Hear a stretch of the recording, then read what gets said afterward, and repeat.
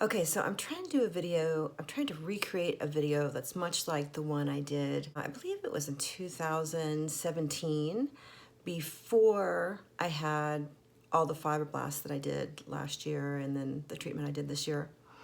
Because people keep asking me for follow-ups to the fibroblast, and here it is. I'm not really sure. I can't get much better. This is natural sunlight. The thing with fibroblasts is it looks really natural. I mean, it's not a lift. You're not going, it's not surgery, you know. So it just makes your natural contours tighter.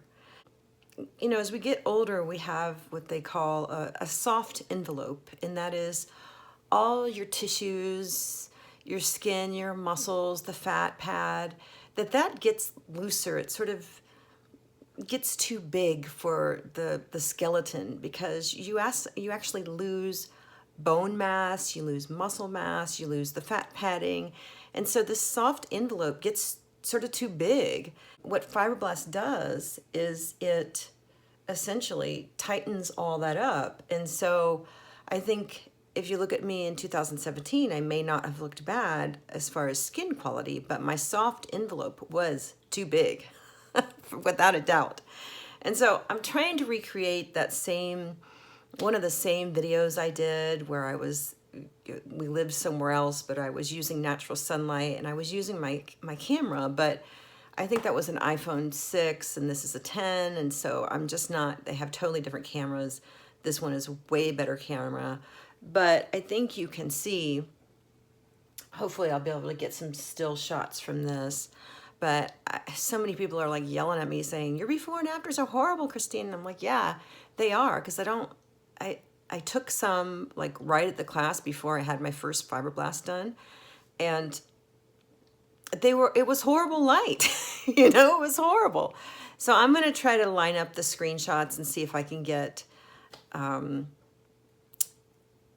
just some before and afters, because I've had people that tell me in person I looked just completely different. As far as having an extra long face, I don't know. I think it looks better. I can definitely tell through my neck for sure, but you know, it's not a deep plane facelift, so the results will be really natural. And that's one of the really great things about fibroblast, is that it looks natural, but if you already have good skin to start, you're really only going to see the changes after a few treatments, you know, especially the neck area. If you have a lot of excess tissue here, I had to have 4 treatments on my neck before I was satisfied with what happened. And I also found a secret that if you put on the Scopla facial filling mask 2 weeks after your treatment, so after all the scabs have fallen off, you can put the Scopla facial filling mask on. I did that to my neck, and my neck is like on fast forward healing mode. I'm really happy with it. I never ever thought I would hear myself say that. I mean, yes, could it do with the lift? Probably, but I mean, it looks better than I think it has in my 40s, and certainly not being 50. It just looks better now, and I'm pretty happy with it. So that's my update on fibroblast. I hope to find some reasonably good before and afters. I think in that first video, I was holding my phone a long ways. And it, like I said, again, it was a different phone. It was like an iPhone 6 or an 8. It wasn't a 10. And the cameras are vastly different. So hoping that you can see the difference.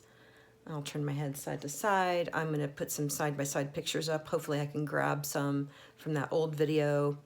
Really liking fibroblast, and I continue to keep doing it. Check out my fibroblast playlist, and I'll see you next time.